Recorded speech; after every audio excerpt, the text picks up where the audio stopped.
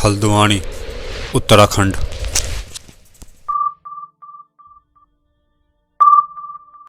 अभी मैं पहुंच चुका हूं उत्तराखंड के एक छोटे से प्यारे से स्टेशन हल्द्वानी में। अभी हल्द्वानी से मुझे चोपता निकलनी है, तो चोपता की कोई डायरेक्ट गाड़ीज़ नहीं है यहाँ से, और रेल लिंक से भी चोपता कनेक्टेड नहीं है। हो सकता है कि चोपता की दूरी चूँकि 300 किलोमीटर के करीब में है, तो मैं डायरेक्ट चोपता ना पहुँच पाऊँ, क्योंकि चोपता पहुँचते पहुँचते रात के 7-8 बज सकते हैं। इसलिए मैं बीच में कर्णप्रयाग में स्टे करूँगा अगर लेट होती है तो, और फिर सुबह से वहाँ चोपता निकल जाता हूँ। हल्द्वानी रेलवे स्टेशन के बाहर में ही आपको बस स्टैंड मिल जाएगी, जहाँ से आपको बसें, छोटी गाड़ियाँ और शेयर गाड़ियों का ऑप्शन मिलेगा, जो आपको रुद्रप्रयाग या ऊखीमठ तक छोड़ेगी। यहाँ से रिजर्व गाड़ी करके आप चोपता पहुँचेंगे, जिसका किराया 1000 से 1500 के बीच में होगी। अगर बार्गेनिंग स्किल्स अच्छी है तो आप इससे कम में भी चोपता पहुँच सकते हैं।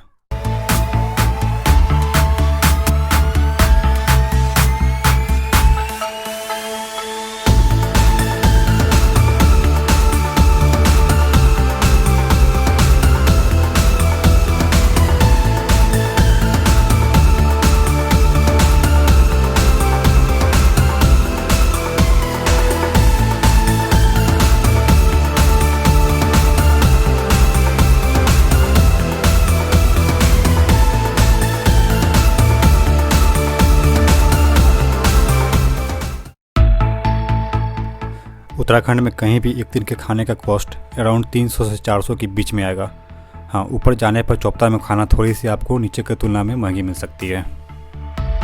अभी हम रुद्रप्रयाग शहर में हैं। ये ऊखीमठ जाने के क्रम में एक सबसे अंतिम छोर की एक शहर है। इसके बाद कोई ऐसी बड़ी बस्ती हम लोग को दोबारा अभी नहीं मिलने वाली है। ऊखीमठ पहुँच के हम लोग वहाँ से चोपता के लिए गाड़ी करेंगे।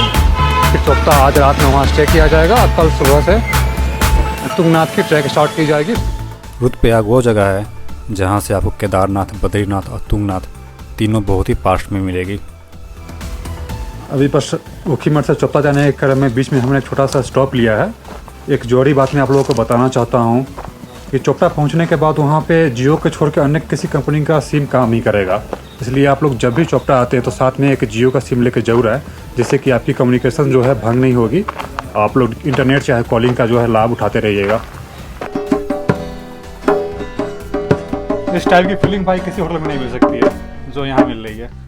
यही इन्वायरमेंट बना रखा है, बस इन्वायरमेंट आप लोगों ने बना दिया एकदम। वाइब जो तगड़ा वाइब है यहाँ का। जो भी हमारे यहाँ आता है फैमिली की तरह हम उसे ट्रीट करते हैं। सब कुछ देखो यहाँ पे, और भी आप जगह जाओगे जी जी, लोग आते हैं यहाँ पे, कहते हैं भैया हम वहाँ रुक गए, उसके बाद यहाँ आए, हमें पता होता है हम यहाँ आके रुकते हैं। बिल्कुल बिल्कुल। ये है ट्रेडिशनल गढ़वाली किचन।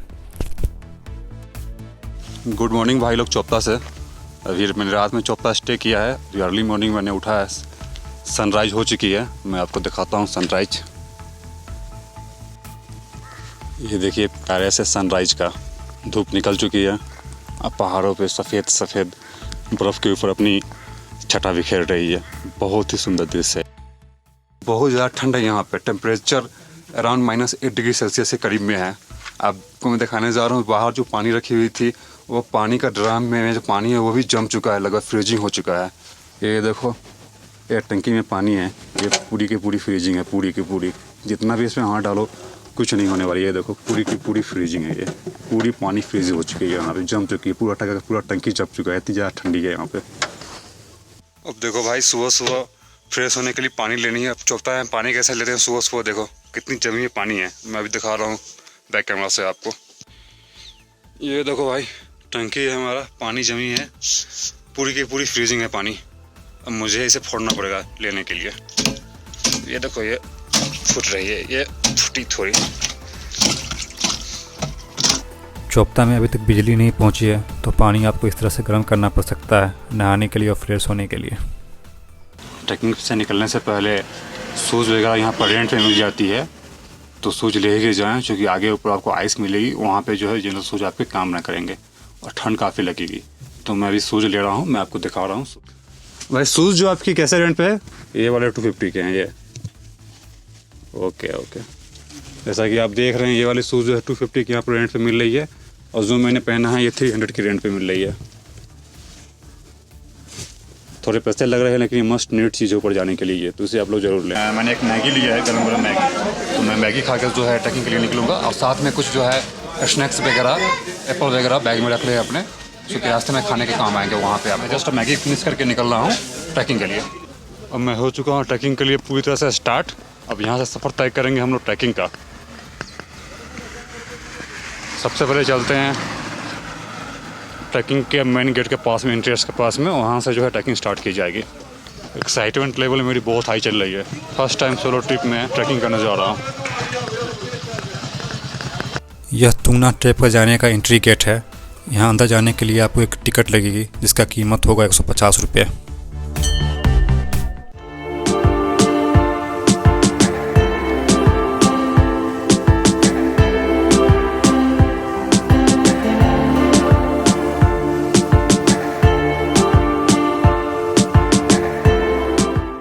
थकावट बहुत हो रही है, इतने में ही एक छोटा सा यहाँ पे स्टॉप लेंगे। सामने एक बड़ा सा लस्कीन मैदान है, तो यहाँ पे एक बार जो है ड्रोन उड़ाया जाए और ड्रोन उड़ा के इस घाटी का व्यू लेते हैं। व्यू लेने के बाद फिर से आगे बढ़ेंगे।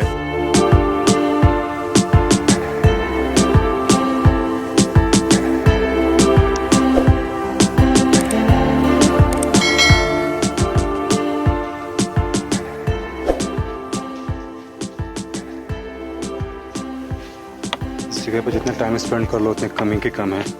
अमेजिंग व्यू है, चारों तरफ आइस ही आइस, स्नो ही स्नो है। हिमालय की रेंज है, बड़ी बड़ी चोटियाँ, पहाड़ियाँ, शहरों से भीड़ भाड़ से दूर हिमालय के इस कोने में दिल को जो सुकून शांति मिलेगा वो शायद कहीं और नहीं मिल सकता है।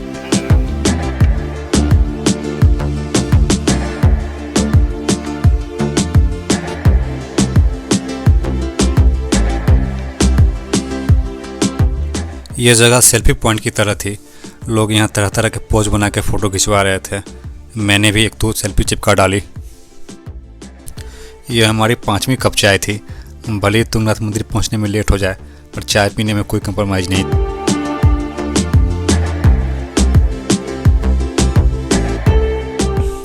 Best view come after hardest climb, यह बात इस जगह को देखकर बिल्कुल सही बैठ रही है।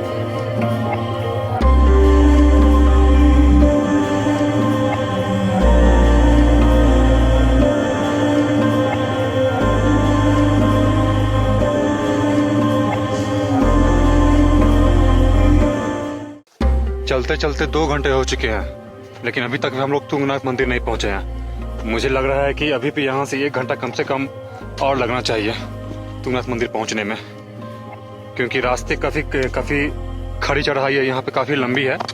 और साथ ही साथ मैं जगह जगह पे ड्रोन उड़ाने के लिए रुक रहा हूँ, कहीं कहीं मैं वीडियोग्राफी के लिए रुक रहा हूँ, तो ये भी टाइम जो है कंज्यूम कर रही है वहाँ पहुँचने में।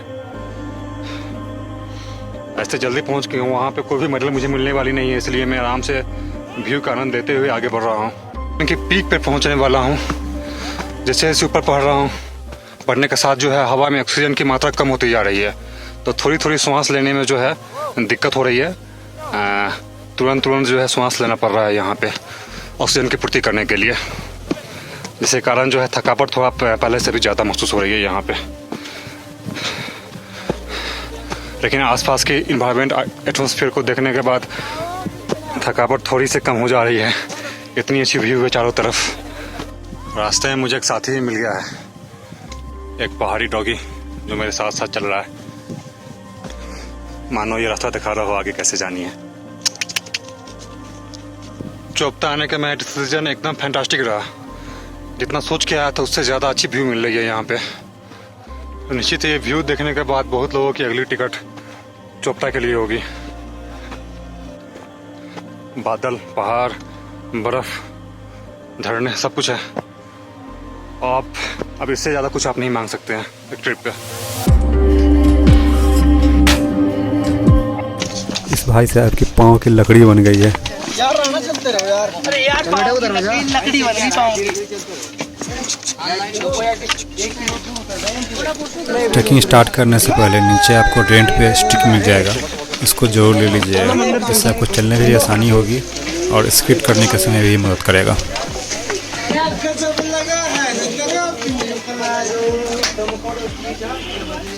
अब हालत पस्त हो चुकी है पूरी हमारी। अब यहीं पहाड़ पर लेट गया हूँ।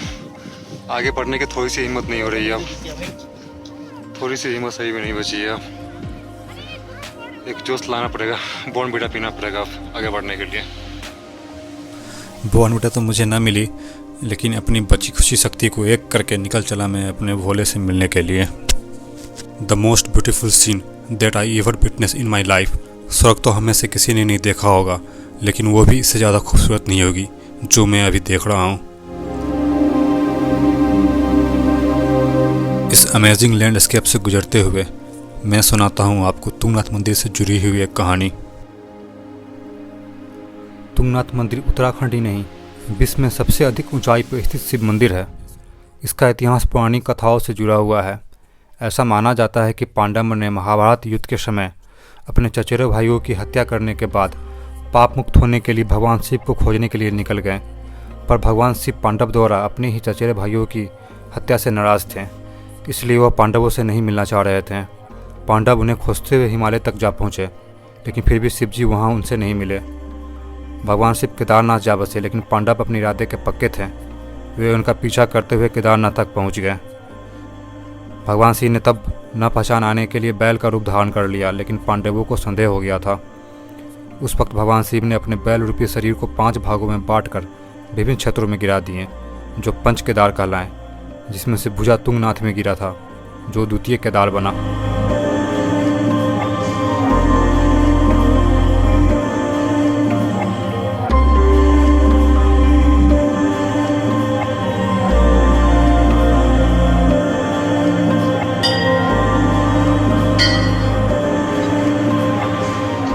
हम देसी लौंडे भी बड़े अजीब है।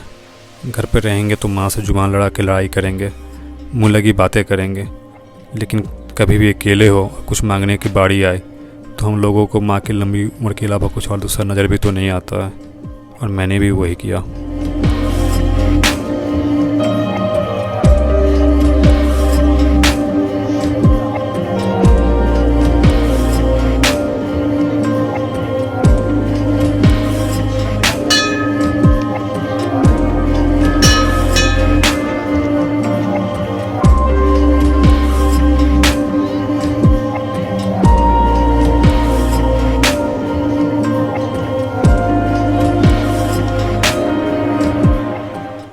बारी थी शिव जी से आशीर्वाद लेने की और बहुत सारी प्यारी यादों के साथ वापस घर लौटने की। आ रहा हूँ।